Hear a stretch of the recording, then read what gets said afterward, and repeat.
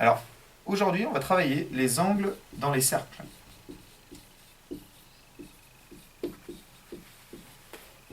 Alors, tout d'abord, il va nous falloir un cercle. Sur ce cercle, on va venir placer un point A. Et pour nos petites révisions de la 6e, on va venir placer un deuxième point B sur le cercle.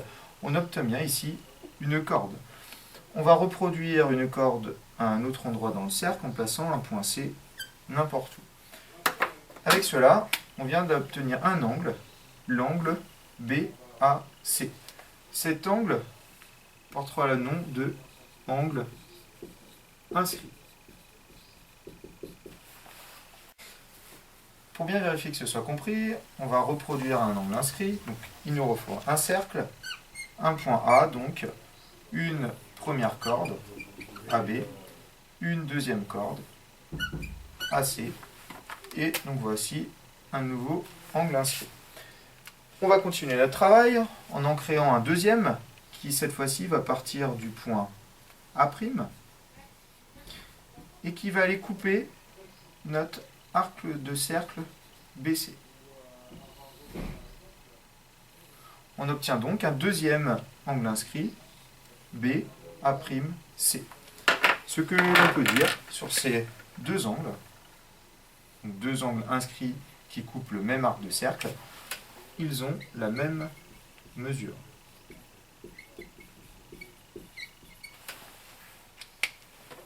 On passe maintenant à l'étape 2 de notre cours, avec bien évidemment toujours un cercle, et cette fois-ci on va introduire le centre de ce cercle, le point O.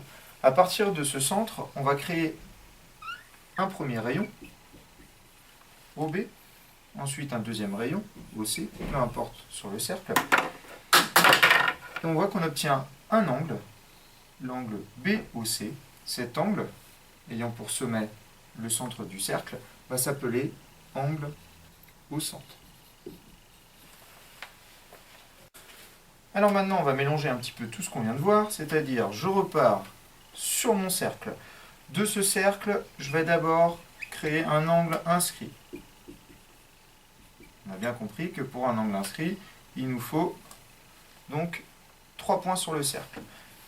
Je vais prendre mon point O, qui est le centre du cercle, et cette fois-ci, je vais faire un angle au centre qui va, on va appeler ça, intercepter le même arc de cercle, c'est-à-dire qui va couper l'arc de cercle BC.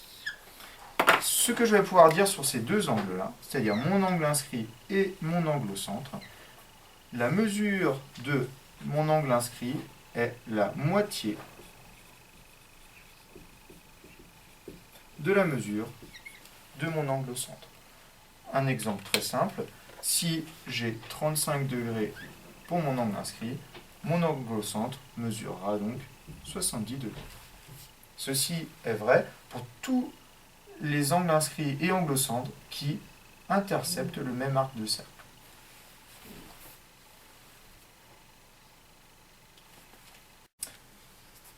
Alors pour résumer, dans ce chapitre, vous devez savoir ce qu'est un angle inscrit. Vous devez savoir ce qu'est un angle au centre. Et vous devez savoir les mesures des angles qui interceptent un même arc de cercle.